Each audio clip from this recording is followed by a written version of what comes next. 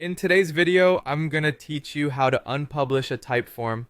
Whether you're updating a form or simply want to take it offline for a while, knowing how to unpublish can be incredibly useful.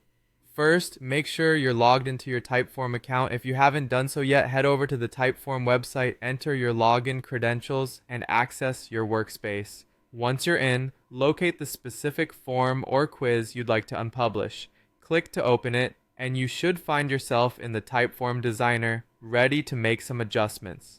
Next, it's time to access the Publish settings. Look to the top right corner of the Typeform Designer. Here, you should see a button labeled Share. Click on it. This button is your gateway to accessing the Publish settings, which is where you'll find the control you need. Within the Share section, you'll notice a specific area marked Published Status. This section provides valuable information about whether your form is currently live and accepting submissions from the public. To unpublish your form, locate the Publish switch within this section. You will want to toggle this switch off. By turning off the Publish status, you effectively unpublish your type form, making it inaccessible to anyone with the link.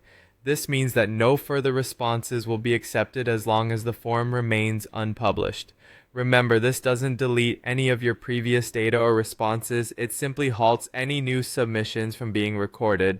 Now let's talk about what happens if you decide to make your form live again. Anytime you're ready to republish the form, simply navigate back to the same location and toggle the Publish switch on.